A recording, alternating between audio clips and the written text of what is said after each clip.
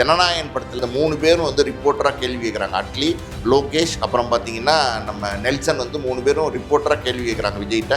மாற்றம் வருமா அப்படின்னும் போது அது வந்து மக்கள் மனநிலை தான் மாறணும், அந்த ஒரு விரலை காட்டிட்டு விஜய் போகிற மாதிரி ஒரு காட்சி இருக்கிறதா சொல்கிறாங்க. அந்த கேள்வி கேட்டால் அவங்களுக்கு அந்த சமூக பொறுப்பு இருந்துச்சா அப்படின்னு நமக்கு தெரியல.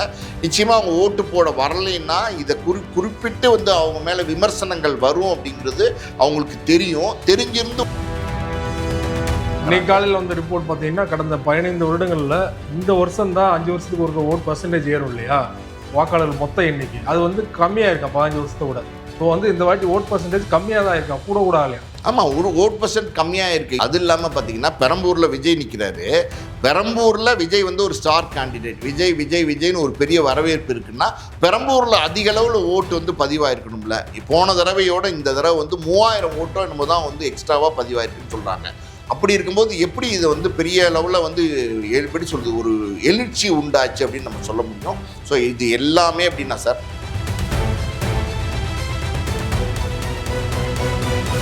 மீடியா சர்க்கிள் நேயர்களுக்கு வணக்கம். இன்றைக்கு நம்ம நேர்களுக்கு ஆஸ்கார் மூவிஸ் தயாரிப்பாளர் பாலாஜி குருபோர் நம்மோடு பேசலாம். சார் வணக்கம். வணக்கம். தமிழ்நாடு எலெக்ஷன்ஸ் வாக்குப்பதிவு நடந்து முடிஞ்சிருச்சு. 85% வாக்குகள் பதிவாயிருக்குது. எலெக்ஷனுக்கு முன்னாடியே பார்த்தீங்கன்னா விஜய் சங்கீதா அவருடைய விவாதத்து வழக்கு வந்தது.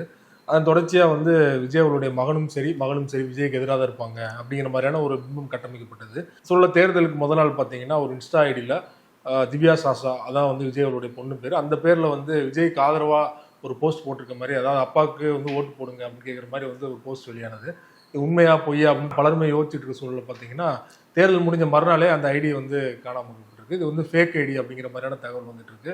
என்ன சார் நடந்தது? காலையில் நேற்றுக்கு எலெக்ஷன் அன்னைக்கு பார்த்தீங்கன்னா அந்த மாதிரி திவ்யா சாஷா விஜயோட மகள் வந்து பார்த்தீங்கன்னா விஜய்க்கு ஆதரவாக ஒரு இன்ஸ்டாவில் ஒரு போஸ்ட் போட்டிருக்க மாதிரி பார்த்தீங்கன்னா டோட்டலாக வந்து இது இணையதளங்களில் வந்து சர்க்குலேட் பண்ணிட்டாங்க. அதில் என்ன அப்படின்னா கண்ணே மணியே கண்ணின் இமையே அப்படின்னு ஒரு பாட்டு வருது இந்த ஜனநாயகன் படத்தில். அந்த பாட்டு அது மகளை பார்த்து பாடுற மாதிரி ஒரு பாட்டு விஜய். அந்த பாட்டை வந்து வரிகளை போட்டு பார்த்தீங்கன்னா அப்பாவுக்கு வந்து ஆதரவாக வந்து போட்டிருக்க மாதிரி ஒரு போஸ்ட் வந்துச்சு. நான் பார்த்தேன். திவ்யா சேஷா அவங்கெல்லாம் இங்கே இல்லை. ஆக்சுவலி வந்து திவ்யா சேஷாவும் சங்கீதாவும் இப்போ வந்து லண்டனில் இருக்காங்க. ஸோ அப்படி இருக்கும்போது இந்த போஸ்ட் உண்மையா அப்படிங்கிறத நான் வந்து வெரிஃபை பண்ணி பார்க்கலாம் அப்படின்னு போய் பார்த்தா திவ்யா சேஷா அப்படின்னு ஒரு ஐடியில் தான் வந்திருக்கு. ஆனால் அந்த ஐடி வந்து உண்மையாலுமே விஜயோட மகளோட ஐடியா அப்படிங்கிறத சந்தேகமாக தான் பார்க்க வேண்டியிருந்துச்சு. ஃபேக் ஐடியா இருக்கும் அப்படிங்கிற ஒரு எண்ணங்கள் ஆரம்பத்திலே எனக்கு இருந்துச்சு.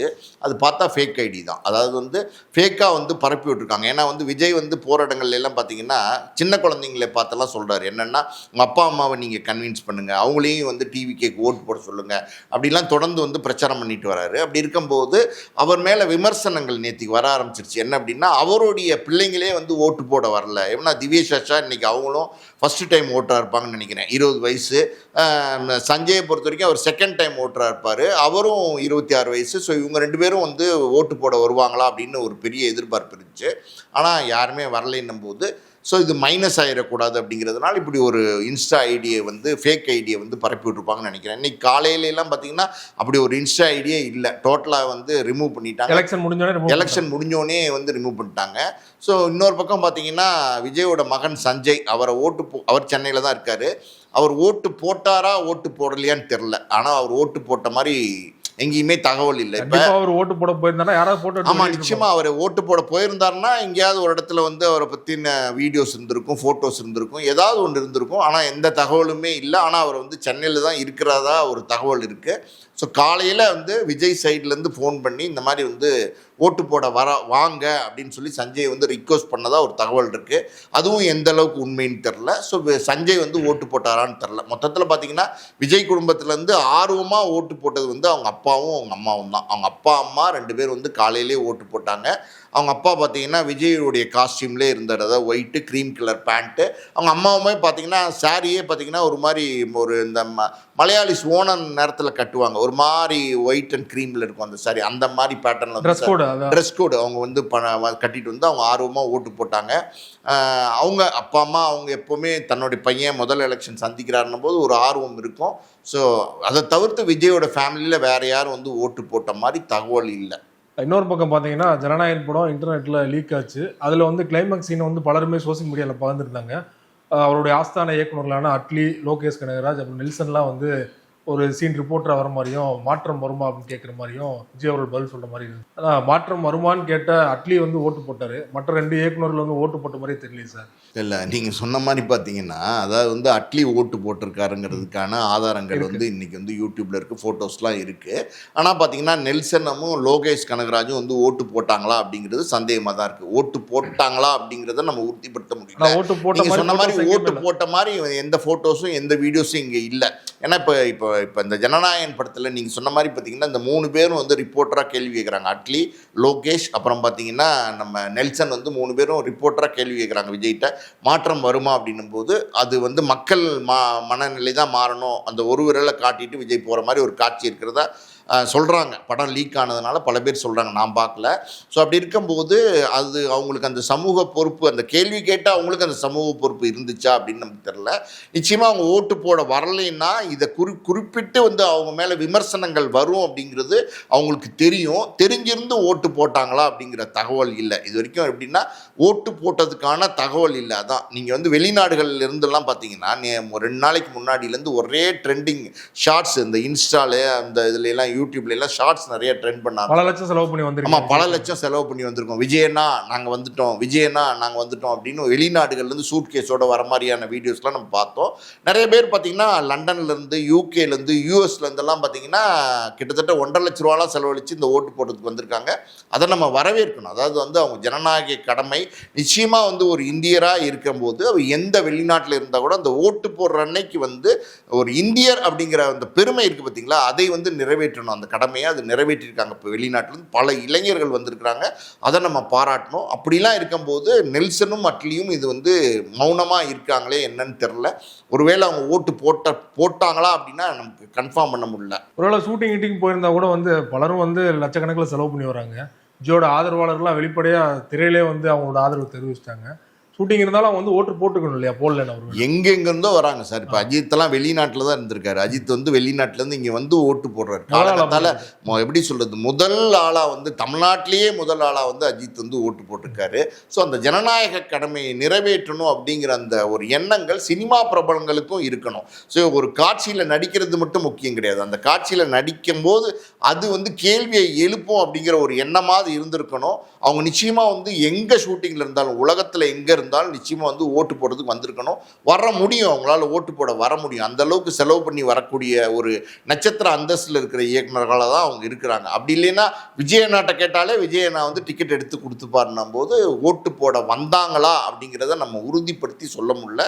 ஆனால் அவங்கள பற்றி எந்த செய்தியும் இல்லாதனால வரலைங்கிற மாதிரி தான் தெரியுது. அஜித் அவர்கள் சொன்னீங்க முதல் ஆள் வந்து ஓட்டு போட்டாருன்னு, அதுவே வந்து செல்லாத ஓட்டா மாற வாய்ப்பு இருக்கு அப்படிலாம் சோசியல் மீடியாவில் பேசிட்டு இருக்காங்க. 7 மணி ஓட்டுக்கு வந்து 6:57 ஓட்டு போட்டாரு அப்படின்லாம் சொல்றாங்க. அஜித் பொறுத்த வரைக்கும் காலையில் பார்த்தீங்கன்னா 6:45 ஓட்டுச்சாவடிக்கு வந்துட்டார். அது எப்படி, அதாவது வந்து கோட் சூட்டு, ஒயிட் அண்ட் ஒயிட் கோட் சூட்டு, ஒரு மாதிரி ஒரு ஒயிட் ஹேர்ஸு, கூலிங் கிளாஸு. நான் வந்து ஒரு 9:30 மணிக்கு வந்து என்ன நடந்துட்டுருக்கு, யார் யார் ஓட்டு போட்டிருக்காங்க நம்ம போகிறதுக்கு முன்னாடி பார்த்தேன். யூடியூப்பை வந்து சும்மா ஸ்க்ரால் பண்ணி பார்த்தா அஜித் வந்து ஓட்டு போட வந்திருக்காரு. அஜித் பார்க்குறதுக்கு ஒரு எப்படி சொல்லுது, இங்கிலாந்துலேருந்து வந்தவர் மாதிரி இருக்கார். அந்த ஒரு காஸ்டியூம் ஓட்டு போட வரும்போது கூட பாருங்கள் எவ்வளோ ஒரு பர்ஃபெக்ஷன், எவ்வளோ எப்படிப்பட்ட லுக்கு. அவர் ஸ்டைலாக கரெக்டாக 6:45 வந்தார் சார். ஓட்டு போடுறது எப்படின்னா கரெக்டாக 7 மணிக்கு ஓட்டு போட்டதாக சொல்கிறாங்க. சில விமர்சனங்கள் இருக்குது. அஜித் வந்து பார்த்திங்கன்னா 6:55 ஓட்டு போட்டார், அதனால் அஜித்தோட ஓட்டு செல்லாத ஓட்டு அறிவிக்கணும் அப்படின்லாம் சில விமர்சனங்கள் இருக்குது. அது வந்து சரியாக இருக்காது. ஏன்னா அவர் வந்து 7 மணிக்கு ஓட்டு போடணும்னு கரெக்டாக வந்துட்டார். அவரை ஓட்டு போட அனுமதித்தது வந்து அந்த பூத்தில் இருக்கவங்க அதிகாரிகள் தானே அனுமதிச்சாங்க. அப்படி இருக்கும்போது அஜித் மேலே நம்ம எந்த தப்புமே சொல்ல முடியாது. அவர் 7 மணிக்கு ஓட்டு போடுறது தான் வந்திருக்காரு, 5 நிமிஷத்துக்கு முன்னாடி போட்டார் அப்படிங்கிற சில விமர்சனங்கள் இருக்குது. அது சரியாக தவறான்னு நமக்கு தெரியல. ஆனாலும் பார்த்திங்கன்னா செல்லாத ஓட்டு அப்படி இப்படின்னு நிறைய பேர் வந்து சோஷியல் மீடியாவில் பேசிகிட்டு இருக்காங்க. அவர் வந்து யார்ட்டையுமே பேசலை. இன்னும் சொல்லப்போனால் கோவமாக கடுகடுன்னு இருந்தார். அவரோட செல்ஃபோன் எடுத்துகிட்டு அவரே வந்து சுற்றி அப்படியே வந்து வீடியோ எடுத்தார். அதுக்கப்புறம் போகும்போது மட்டும் மட்டும் இப்படி லவ் சிம்பிள் மட்டும் அப்படி வச்சு காமிச்சாரு. அந்த லவ் சிம்பிள் அது விஜய்க்கு வந்து சொல்றாரு, விஜய்க்கு வந்து தன்னோட அன்பை காட்டுறாரு அப்படின்னு அதையுமே வந்து ட்ரெண்ட் ஆக்கி மாற்றம் வேண்டுமான்னு கேட்டதுக்கு சொன்னதெல்லாம் ஆமா, அவர் வாயே திறக்கல. அஜித் வந்து வாயே திறக்கல. அவர் வந்து ரொம்ப உஷாரா இருந்துட்டு கரெக்டாக கிளம்பி போயிட்டாரு. அது நீங்கள் சொன்ன மாதிரி பார்த்தீங்கன்னா அவர்கிட்ட ஒரு கேள்வி கேட்ட மாதிரியும் ஒரு பத்திரிகையாளர் வந்து இந்த மாற்றம் வேண்டுமா அப்படின்னு கேட்டதுக்கு நோ நீட்னு அஜித் சொன்ன மாதிரி ஒரு கார்டை போட்டு ட்ரெண்ட் பண்ணி பயங்கரமாக காலையிலலாம் 10-11 மணிக்கெலாம் ட்ரெண்ட் ஆக ஆரம்பிச்சிருச்சு. இது என்னடா பிரச்சனை அப்படின்னு சொல்லிட்டு அஜித்தோட மேனேஜர் சுரேஷ் சந்திரா அப்படி அஜித் எங்கேயுமே எதுவுமே பதிவு பண்ணலை, இது ஃபால்ஸான செய்தி அப்படின்னு சொல்லி அவர் சொல்ல, அதுக்கப்புறம் அந்த எந்த பத்திரிகை ஊடகம் சார்பாக வந்து அந்த கார்டை போட்டிருந்தாங்களோ அவங்களே வந்து இது நாங்கள் போட்ட கார்டு இல்லை, இது வந்து எங்களுடைய பேரை பயன்படுத்தி வந்த ஃபேக் கார்டு அப்படிங்கிறத அவங்களே வந்து தெளிவுபடுத்தியிருந்தாங்க. மொத்தத்தில் பார்த்தீங்கன்னா மத்தியானத்துக்கு மேலே பார்த்தீங்கன்னா இந்த நோ நீட்ல நோவை கட் பண்ணிட்டு மாற்றம் வேண்டுமா அப்படின்னா நீட் அப்படிங்கிற மாதிரி வந்து மறுபடியும் ஒரு கார்டை வந்து அஜித் வச்சு ட்ரெண்ட் பண்ணிட்டு விஜய் ரசிகர்கள் தான். அதாவது வந்து எப்படியாவது வந்து ஓட்டு வந்து வாங்கிடணும். இதெல்லாம் எப்படின்னா சார், இந்த ஒரு நாள் பரபரப்பில் பொதுமக்கள் பார்க்கும்போது இது உண்மைதானோ, அஜித் வந்து மாற்றம் தேவைன்னு சொல்கிறாரா அப்படின்னும் போது அஜித் வந்து விஜய்க்கு ஆதரவு தெரிவிக்கிறாரா, அந்த லவ் சிம்பிள்லாம் காமிச்சாங்கல்ல அதெல்லாம் வந்து விஜய்க்கு ஆதரவாக தான் வந்து லவ் சிம்பிள் காமிச்சாருன்னு சொல்கிறாங்க. அதெல்லாம் கிடையாது. அஜித்தை பொறுத்த வரைக்கும் தமிழ்நாட்டு மக்களுக்கு அவருடைய அன்பை தெரிவிச்சுட்டு போகிற விதமாக தான் அந்த லவ் சிம்பிள் வந்து காமிச்சாரு. எல்லாமே தங்களுக்கு சாதகமாக தங்களுக்கு எப்படி சொல்கிறது ஓட்டாக மாற்றுற வேலையை வந்து நேற்று ஃபுல்லாகவே வந்து சோஷியல் மீடியா இன்னைக்கு வந்து எப்படின்னா டிவிக்கே நீங்கள் பார்த்தீங்கன்னா சோஷியல் மீடியாவை ரொம்ப பயன்படுத்தியிருக்கிறாங்க. சோஷியல் மீடியா மூலமாக டிவிகேக்கு ஒரு பெரிய வந்து ஓட்டு வங்கி வந்திருக்கு, ஓட்டு விழுந்திருக்கு, பெரிய செல்வாக்கு இருக்குது, அடுத்த முதலமைச்சர் விஜய் தான் அப்படிங்கிற அளவுக்கு பார்த்திங்கன்னா சோஷியல் மீடியா பயன்படுத்தி அவங்க ட்ரெண்ட் பண்ணிகிட்டு இருக்காங்க. அதெல்லாம் வந்து எப்படின்னா பல நேரங்கள் என்ன சொல்கிறாங்கன்னா 85% வந்து போலாயிருக்கு, போன வாட்டி 76% தான் போலாயிருந்துச்சு, 85% போலாயிருக்கு, பெரிய வந்து இளைஞர்கள்ட்ட எழுச்சி இருக்குது அப்படிலாம் அவங்க சொல்கிறாங்க. அதெல்லாம் வந்து நம்புகிற மாதிரி இல்லை. அதாவது எஸ்ஐஆர் அது வந்து பார்த்தீங்கன்னா நிறைய பேர் நீக்கம் பண்ணியிருக்காங்க. ஸோ அதில் எஸ்ஐஆர் பேர் நீக்கம் பண்ணதுக்கப்புறம் நடக்கிற முதல் எலெக்ஷன், அது எஸ்ஐஆர் ஒரு காரணம் அதிகமாக வந்து மக்கள் வந்து ஓட்டு போட்டதுக்கு. இன்னொரு பக்கம் நீங்கள் பார்த்தீங்கன்னா 2021 எலெக்ஷனில் 4,63,00,000 பேர் ஓட்டு போட்டிருக்காங்க. இப்போ 2026 எலெக்ஷனில் 4,82,00,000 பேர் ஓட்டு போட்டிருக்கதா சொல்கிறாங்க. அதிகபட்சம் பார்த்தா 20 லட்சம் ஓட்டு தான் விழுந்திருக்கு. ஒரு எப்படி சொல்கிறது, ஒரு 234 தொகுதின்னு எடுத்துக்கிட்டிங்கன்னா ஒரு தொகுதிக்கு 8,000 ஓட்டுலேருந்து 10,000 ஓட்டு தான் வந்து ஜாஸ்தியாக விழுந்திருக்கு. இதுதான் வந்து கணக்கு.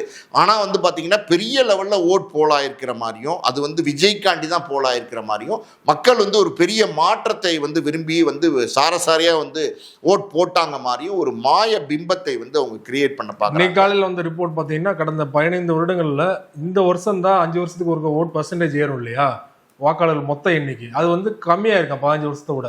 ஸோ வந்து இந்த வாட்டி ஓட் பர்சன்டேஜ் கம்மியாக தான் இருக்கான், கூட ஆகலையா? ஆமாம், ஒரு ஓட் பர்சன்ட் கம்மியாக இருக்குது. அது இல்லாமல் பார்த்தீங்கன்னா பெரம்பூரில் விஜய் நிற்கிறாரு. பெரம்பூரில் விஜய் வந்து ஒரு ஸ்டார் கேண்டிடேட், விஜய்னு ஒரு பெரிய வரவேற்பு இருக்குன்னா பெரம்பூரில் அதிக அளவில் ஓட்டு வந்து பதிவாயிருக்கணும்ல. போன தடவையோட இந்த தடவை வந்து 3000 ஓட்டோ என்னமோ தான் வந்து எக்ஸ்ட்ராவாக பதிவாயிருக்குன்னு சொல்கிறாங்க. அப்படி இருக்கும்போது எப்படி இது வந்து பெரிய லெவலில் வந்து எப்படி சொல்கிறது ஒரு எழுச்சி உண்டாச்சு அப்படின்னு நம்ம சொல்ல முடியும். ஸோ இது எல்லாமே எப்படின்னா சார், இவங்க வந்து முழுக்க வந்து இப்படி ஒரு ஸ்ட்ராட்டஜியை வந்து கட்டமைக்கிறாங்க. ஒரு பக்கம் அஜித் ஓட்டு போட்டு சர்ச்சையான, இன்னொரு பக்கம் த்ரிஷா அவர்கள் ஓட்டு போட்டு இன்ஸ்டாவில் ஸ்டோரி வச்சுருந்தாங்க, விஜய் அவர்களுடைய அர்ஜுனர் வில்லு பாட்டு போட்டு, அதுவுமே வந்து பேஸ் பண்ண மாதிரி இருக்குது. த்ரிஷா வந்து ஓட்டு போட்டிருந்தாங்க. த்ரிஷா ஓட்டு போட வரும்போது பார்த்தீங்கன்னா இளைய தலைவி அப்படிங்கிற வந்து கோஷங்களை, அதாவது குரல் கோஷங்களை நம்மளால் வந்து கேட்க முடிஞ்சது. த்ரிஷா ஓட்டு போட வந்துட்டு திரும்பி போகும்போது புதுசாக இருக்குது ஆமாம் இளைய தலைவி அப்படின்றாங்க. அது வந்து இளைய தளபதி இல்லை முதல்ல, அப்புறம் இன்னைக்கு வந்து தளபதி. அதே மாதிரி வந்து இன்னைக்கு வந்து ஓட்டு போட வந்த நேத்திக்கு வந்து இளைய தலைவி, நாளைக்கு வந்து தலைவி அப்படின்னு வரதுக்கான ஒரு வாய்ப்பு இருக்குது. அதனால் வந்து அவங்க இளைய தலைவின்னு வந்து கூப்பிட ஆரம்பிச்சிட்டாங்க. ஸோ எப்படின்னா இது வந்து ஒரு த்ரிஷா அவங்க வந்து ஒரு நடிகை, அவங்களுக்கு எந்த அரசியல் புரிதலும் கிடையாது, எந்த அரசியல் தெளிவும் கிடையாது, அறிவும் கிடையாது. இன்னைக்கு வந்து விஜயோட இன்னைக்கு வந்து த்ரிஷாவை கனெக்ட் பண்ணி பேசுகிறாங்க. விஜயே வந்து த்ரிஷாவோட பொது வெளிகளில் வரார் அப்படின்னும் போது இன்னைக்கு வந்து பல பேர் வந்து த்ரிஷா வந்து அந்நியான்னு கூப்பிட ஆரம்பிச்சிட்டாங்க. பல பேர் வந்து இந்த மாதிரி இளைய தலைவின்னு கூப்பிட ஆரம்பிச்சிட்டாங்க. நாளைய வந்து பொதுச் செயலாளர் தாவேக்கா அப்படின்றது மாதிரி சொல்ல ஆரம்பிச்சிட்டாங்க. ஸோ இதெல்லாம் எப்படின்னா மக்கள் இப்படிப்பட்ட மனநிலையில் மக்கள் இருந்தால் நம்ம ஒன்றுமே பண்ண முடியாது. என்னதான் நம்ம வந்து எடுத்து சொன்னாலும் அது வந்து இப்படி நடிகர்கள் பின்னாடி போகிற ஒரு கூட்டம் இருக்குது அப்படின்னும் போது நடிகர்களை ரசிக்கக்கூடிய கூட்டம். திரிஷா வராங்க, நடிகை, ஓட்டு போடுறாங்க, ரொம்ப சந்தோஷம். அவங்கள பார்க்குறதுக்கு மக்கள் ஆர்வம் காட்டுறாங்க, அதெல்லாம் கூட ஒன்றும் பிரச்சனை இல்லை. அதுக்கப்புறம் இளைய தலைவி அப்படிங்கிற கோஷங்களை வந்து அங்கே எழுப்புறாங்க அப்படிங்கிறது அபத்தமான விஷயம். அந்த மாதிரி விஷயங்களை தொடர்ந்து செஞ்சிட்ருக்காங்க. இது தமிழ்நாட்டிலையும் ஆந்திராலையும் இது வந்து எப்படி சொல்லுது, இந்த செலிபிரிட்டி வர்ஷிப்புங்கிறத வந்து நம்ம தடுத்து நிறுத்த முடியல. ஸோ இது வந்து இது பாதகமான ஒரு சூழ்நிலைக்கு ஒரு இண்டிகேஷன் இது வந்து. ஆனால் அவங்க போனதுக்கப்புறம் பார்த்திங்கன்னா அந்த ஓட்டு போட்ட விரலை வந்து காமிச்சிட்டு அவங்க வந்து அர்ஜுனர் வில்லு ஹரிச்சந்திரன் சொல்லு அந்த சாங்கை வந்து பின்னாடி வந்து பேக்ரவுண்டில் வந்து போட்டிருக்காங்க. அது அவங்க போட தான் செய்வாங்க, அதை வந்து நம்ம ஒன்றும் சொல்ல முடியாது. பல பேர் அதை பார்த்து ரசிச்சிருக்காங்க, சில பேர் அதை பார்த்து விமர்சனம் பண்ணியிருக்காங்க. நேற்றுக்கு நடந்த ஓட் போலிங்கை பொறுத்த வரைக்கும் நல்லபடியாக நடந்திருக்கு. எப்போவுமே வந்து தமிழ்நாட்டில் வந்து தேர்தல் நேரத்தில் எந்த கலவரமும் எந்த வன்முறையும் இருந்ததில்லை. அங்கே ஒன்று இங்கே ஒன்று சின்ன சின்ன கலாட்டாக்கள் இருந்ததை தவிர போலிங்கை பொறுத்த வரைக்கும் ரொம்ப நல்லா நடந்திருக்கு. தேர்தல் ஜனநாயக முறைப்படி தமிழ்நாட்டில் நடந்து முடிஞ்சிருக்கு. 4ஆம் தேதி அதனுடைய ரிசல்ட்ஸு அது என்ன அப்படிங்கிறத எல்லாரையும் மாதிரி நம்மளும் ஆர்வமாக இருக்கும், பொறுத்திருந்து பார்ப்போம். தேர்தல் போலிங்க்கு அப்புறமா பார்த்தீங்கன்னா ஜனநாயகன் படம் வெளியாக வாய்ப்பு இருக்குது. 23ஆம் தேதி போலிங், 24ஆம் தேதி படத்தை பார்க்குறாங்க, 30ஆம் தேதி படம் ரிலீஸ் அப்படிலாம் வந்து எல்லாரும் பேசிகிட்டு இருக்காங்க. அதுக்கான அறிகுறியே காணுங்க சார். என்ன சார் நடக்குது? படம் ரிலீஸ் ஆகுமா, வாய்ப்பு இல்லையா? ஜனநாயகனை பொறுத்த வரைக்கும் என்ன நடக்குதுன்னே சொல்ல முடியல சார். ஜனநாயகனை பொறுத்த வரைக்கும் பார்த்தீங்கன்னா அது ஆரம்பத்துலேருந்து ஏகப்பட்ட சிக்கல், ரிலீஸில் வந்து சென்சாரில் தடை, அது இதுன்னு எக்கச்சக்கமான பிரச்சனைகள் தொடர்ந்து இருந்துகிட்டே தான் இருக்குது. இந்த நேரத்தில் பார்த்தீங்கன்னா முழு கண்டென்ட்டுமே அதாவது ஹெச்டி குவாலிட்டியில் வந்து சோஷியல் மீடியாவில் லீக் ஆயிடுச்சு. பல பேர் எனக்கு தெரிஞ்சு ஒரு 2-2.5-3 கோடி பேருக்கு மேலே வந்து அதை வந்து டவுன்லோட் பண்ணி பார்த்துட்டாங்க. இப்போ கூட வந்து பார்த்திங்கன்னா சென்சார் நிறுவனம் அதுக்கு வந்து சர்டிஃபிகேட் கொடுக்க மறுக்கிறாங்க. இன்னமும் வந்து அது தள்ளி போட்டுக்கிட்டே போகிறாங்க. எனக்கு வந்த தகவல் என்ன அப்படின்னா, நேற்றுக்கு மறுபடியும் அந்த படத்தை வந்து ரிவைசிங் கமிட்டியினர் மறுபடியும் இன்னொரு வாட்டி ஸ்க்ரீன் பண்ணி பார்த்துருக்கிறதா சொல்கிறாங்க. திங்கட்கிழமை அன்னைக்கு அந்த தயாரிப்பாளருக்கு ஏதாவது ஒரு நல்ல செய்தி வரும்னு அந்த தயாரிப்பாளர் எதிர்பார்த்து வெயிட் பண்ணிட்டு இருக்காரு. ஒரு தகவல் அது திங்கட்கிழமை அன்னைக்கு சர்டிஃபிகேட் வழங்கப்படுறதுக்கான வாய்ப்பு இருக்குது. அப்படி திங்கட்கிழமை அன்னைக்கு வழங்கப்பட்டால் 30ஆம் தேதி அந்த படத்தை ரிலீஸ் பண்ணுறதுக்கான வாய்ப்புகள் இல்லைங்கிறது தான் உண்மை. அப்படி இருக்கும்போது நிச்சயமாக இந்த படம் வந்து ரிசல்ட்டுக்கு அப்புறம் தான் வரப்போகுது. ரிசல்ட் அது என்னவா இருக்க போகுதுங்கிறது இப்போதைக்கு யாராலையுமே கணிக்க முடியல. நிறையா பேர் வந்து ஓட்டு போட்டிருக்காங்க, ஆர்வமாக வந்து விஜய்க்கு ஓட்டு போட்டிருக்காங்கன்னு சொல்கிறாங்க. பொறுத்திருந்து தான் நம்ம பார்க்கணும் என்ன நடந்திருக்கு அப்படிங்கிறத நம்ம பொறுத்து தான் பார்க்க முடியும். ஆனால் ஒரு விஷயத்தை மட்டும் நம்ம தெளிவாக சொல்லலாம் அப்படின்னா, சிங்கிள் மெஜாரிட்டி கிடைச்சி விஜயே டிவிக்கேயே தனித்து ஆட்சி அமைப்பாங்க அப்படிங்கிற ஒரு ஆப்ஷன் இருக்குது பார்த்தீங்களா, அதுக்கான வாய்ப்புகள் ரொம்ப ரொம்ப கம்மி. தேர்தலுக்கு அப்புறம் ஒருவேளை விஜய்க்கு வந்து பெருசாக வெற்றி கிடைக்கல, 1-2 இடங்கள் மட்டும்தான் வெற்றி அடைஞ்சார் அப்படின்னா அதுக்கப்புறம் வரப்போகிற ஜனநாயகன் படத்துக்கு எவ்வளோ பெரிய வரவேற்பு இருக்குன்னு நம்ம சொல்ல முடியாது. இன்னொரு பக்கம் பார்த்தீங்கன்னா ஆல்ரெடி கண்டென்ட் லீக் ஆனதுனால அது ஒரு பெரிய மைனஸு. இன்னொரு ப்ளஸ் இருக்குது. ஒருவேளை தேர்தலில் வந்து விஜய்க்கு ரொம்ப பாசிட்டிவாக ஒரு 30-40 சீட் கிடைச்சி ஒரு பெரிய வெற்றி கிடைச்சிச்சு அப்படின்னா இந்த படம் வந்து அந்த சூழ்நிலையில் பெருசாக கொண்டாடப்படும். ஏன்னா வந்து அவருடைய எப்படி சொல்கிறது, தாவேக்காவுடைய தொண்டர்கள் பெரிய லெவலில் என்ஜாய்மெண்ட் மூடில் இருக்காங்க. ஆல்ரெடி பார்த்தீங்கன்னா மே 4ஆம் தேதி அவங்க எல்லா பக்கமும் செலிப்ரேஷன் மூடுக்கு வந்துட்டாங்க. விஜய் வந்து பதவி ஏற்கிற அந்த நாள் அப்படின்னே முடிவு பண்ணிட்டாங்க. அதாவது அன்னைக்கு தேர்தல் ரிசல்ட் வந்துச்சுன்னா அன்னைக்கு பதவி ஏற்க முடியாது. எப்படி இருந்தாலும் 1 வாரம் 4 நாள் 10 நாள் 1 வாரமாக தான் ஆகும். ஆனால் அவங்கள பொறுத்த வரைக்கும் பார்த்தீங்கன்னா மே 4ஆம் தேதியே பதவி வைக்கிற மாதிரி வந்து ஆர்வமாக இருக்காங்க. ஸோ போஸ்டர்ஸ்லாம் பல இடங்களில் நீங்கள் பார்த்தீங்கன்னா வருங்கால முதலமைச்சர் வாழ்க அப்படின்னு போஸ்டர்ஸே அடிக்க ஆரம்பிச்சிட்டாங்க. பார்ப்போம், பொறுத்திருந்து பார்ப்போம். ரொம்ப நன்றி சார். விஜய் அவர்கள் தொடர்பாக பல விஷயங்கள் பார்த்து மிக்க நன்றி. நன்றி.